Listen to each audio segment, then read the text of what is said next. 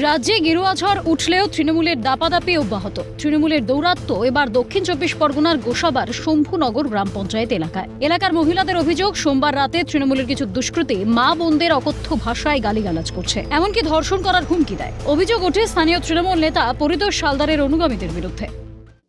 সমানেই চলছে, সেখান থেকে আমরা কোনো নিরাপত্তা পাইনি, ওর জন্য আন্দোলন করছি। আমরা শাস্তি চাইছি, ওদের শাস্তি দেবো, এক প্রশাসন ব্যবস্থা করবে, নইলে আমরা নিজেরাই আইন হাতে নিয়ে নেবো। ওরা হিন্দু মেয়েদের কাপড় শাড়ি খুলে নেবে, নিয়ে 3 মাথার মোড়ে ওরা নাচাবে। ওদের এখন মেয়েদেরকেও লাগিয়ে দিয়েছে, ওই রহমান লস্করের 5টা মেয়ে, অথচ একটা ছেলে নেই। অথচ ওই মেয়েরা এখন বর্তমান বলছে যে আমরা কাপড় খুলে নেবো, আমাদের সকল সময় হুমকি দিচ্ছে। সোমবার রাতে স্থানীয় বাসিন্দারা গোসাবা থানায় লিখিত অভিযোগ দায়ের করেন। তারপর মঙ্গলবার সকালে গ্রামের মহিলারা ঝাঁটা, জুতো, লাঠি নিয়ে বিক্ষোভে নামে। তাদের দাবি অবিলম্বে দোষীদের গ্রেফতার করতে হবে, না হলে আইন নিজেদের হাতে তুলে নেওয়ার হুঁশিয়ারি আন্দোলনকারী মহিলাদের।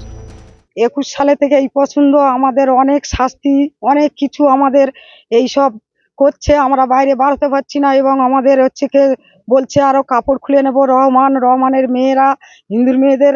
এর জন্য আমরা এই কথা বলতে চাই যে ওনার কঠোরভাবে যেন শাস্তি দেওয়া হয়, এবং আমরা শাস্তি চাই ওনাদের।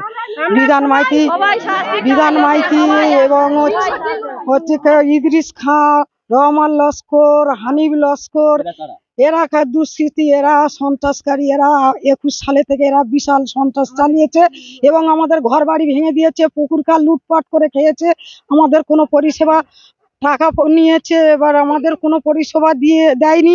সেই কারণে আমরা এই কঠোর শাস্তির জন্য এবং আমাদের কাপড় চোপড় সব খুলে নেওয়ার জন্য এরা বারবার হিন্দু হুমকি দিচ্ছে এবং আমাদের রাস্তাঘাটে এরকম বারবার বলছে। আমরা তার জন্য কঠোরভাবে শাস্তি চাই এবং গ্রেফতার করতে চাই, শাস্তি চাই।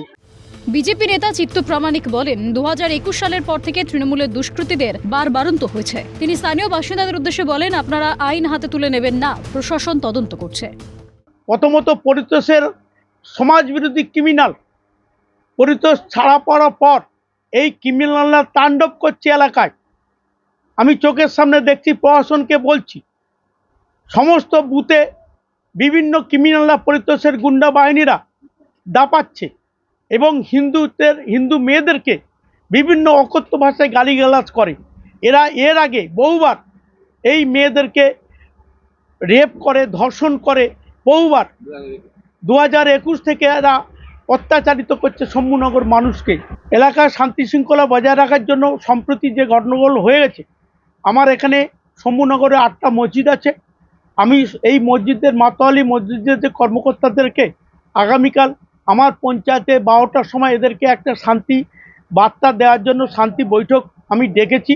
সাথে সাথে সবাইকে অনুরোধ করব যে কোনো কারণে যে ঘটনা ঘটেছে তার জন্য প্রশাসন ব্যবস্থা নেবে, আপনারা নিজে হাতে আইন তুলে নেবেন না। তবে এই ঘটনাকে কেন্দ্র করে এলাকায় ব্যাপক চাঞ্চল্য ছড়িয়েছে। ঘটনা তদন্ত শুরু করছে গোসাবা থানা পুলিশ।